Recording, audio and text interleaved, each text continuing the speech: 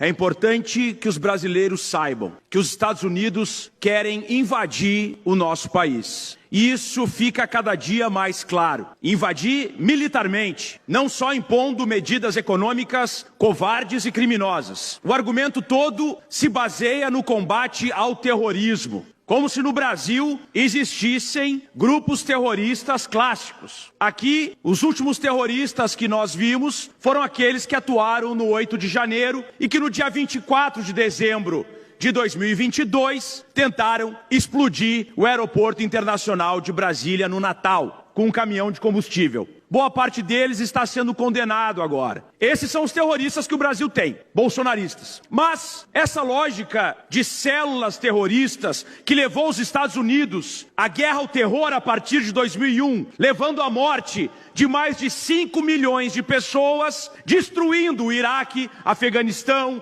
Iêmen, Paquistão, quer ser trazida para o Brasil. Por quê? Porque agora o Trump tirou da cartola uma ideia de que facções criminosas que devem ser combatidas pela segurança pública são grupos terroristas. Sendo grupos terroristas, autoriza com que os Estados Unidos possam invadir com seu exército, com a sua força aérea, qualquer país do planeta que tenha alguma facção criminosa. E é interessante que ele só considerou facções criminosas como grupos terroristas aqueles grupos que existem na América Latina. Ele não se preocupou com a Camorra na Itália, com a Yakuza no Japão, com a máfia turca, não. Ele se preocupou e a única preocupação dele é a América Latina. Que, aliás, um secretário dele disse que é quintal dos Estados Unidos. E aí a gente tem um deputado ganhando milhões de reais para não trabalhar e prejudicar o nosso país. Não por acaso o Brasil é o primeiro país em água potável do mundo. Não por acaso o Brasil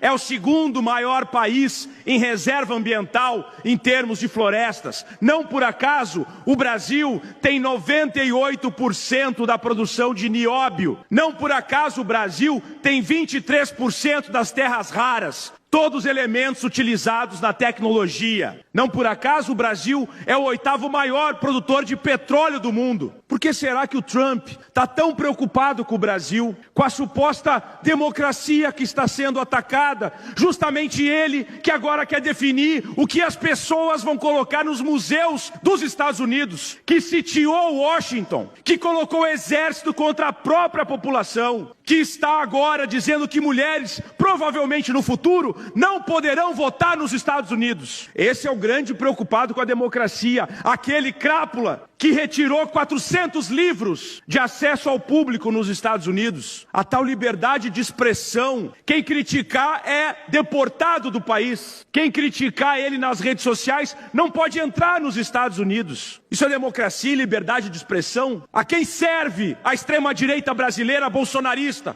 Qual o objetivo de colocar o nosso país numa situação dessa? Hoje, o presidente Lula, felizmente, assinou um decreto garantindo 30 bilhões de reais para os empresários e para o agronegócio prejudicados pelo Eduardo Bolsonaro, pela família Bolsonaro, pela extrema-direita. Graças ao presidente Lula, nós não perderemos emprego. Graças ao presidente Lula, nós teremos um país soberano, que é respeitado no mundo inteiro. E nós não baixaremos a cabeça para a extrema-direita fascista global, que quer se apropriar da nossa riqueza e por isso precisa desestabilizar o nosso país para colocar um testa de ferro, para que ele possa retirar nossas riquezas. É disso que nós estamos falando. Quem defende de fato a democracia e quem defende um golpe de Estado maquiado de suposta democracia, de alguém que no seu país tem prendido inclusive deputados porque discordam, pelo simples fato de discordar, não cometeram nenhum crime. E aqui eles querem dizer que estão defendendo a liberdade de expressão,